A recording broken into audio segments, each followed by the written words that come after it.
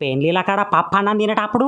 పిల్లగానులకు లడాయి కుర్చీలు ఇరగొట్టిన టెంట్లు వీకేసిన అమాతం ఇల్లు వీకి పందిరేసి పెండ్లి పెటాకులైన ప్లేట్ నిండా నింపుకున్న టమాటా పప్పు ఒడిచేదాకా 5 ఏళ్ళు నాకేదాకా మెడలు పట్టి దొబ్బేసిన నిలబెట్టి కడిగేసిన కద్దిలేదలే అనే రేంజ్ లో అండేతాం నడుము 2 గంటలు నానబెట్టిన కందిపప్పుల ఉల్లి టమాటా ఉప్పు పసుపు కారం ఒకటే మండ కలియమాకు 4.5 సీటీలు కొట్టి చిటికడంతా చింతపండు నీళ్లు గుమ్మరిచ్చి కందిపప్పుని బాగా బద్దలుంచకుండా బాగా పిండి పట్టకుండా నడిమంత్రంలో గిరిక దింపుకొని గిలాసాల గింతంత నూనె గుమ్మరిచ్చి ఆవాలు జీలకర్ర గింతంత ఇంగువ 7-8 ఎల్లిపాయలు 2-3 ఎండుమిర్చి 5-6 కలియమాకులు లైట్ గా ఫ్రై చేసుకోవాలి. ఇంకా అట్లనే కలుపుకుంటా ఉన్నామంటే మాడి పీకుద్దని అనుమానం వచ్చినాక ఇక అప్పటి నుంచి కుక్కర్లో మూలుగుతున్న కందిపప్పు టమాటాని తాలింపు మీద అమాతంగా ఉమ్మరిచి నడిమికి జీర్ణ పచ్చిమిరపకాయలు చెటాకు బెల్లం సన్నం తరిగిన కొత్తిమీరాకుని తూర్పాల పట్టి 5 నిమిషాలు ఉడికించి దించేరిగా అయిపోయింది టమాటా పప్పు. నాలెక్క పప్పులంటే పడిసచ్చటోళ్లకు బాత్రూమ్ లో ఉరుములు మెరుపులు పిడుగులు కంటారోళ్ళ ఉండాలంటే 5 గ్రాముల ఓమ 50 గ్రాముల తెల్ల బెల్లం పప్పులా కలిపేయండ్రి.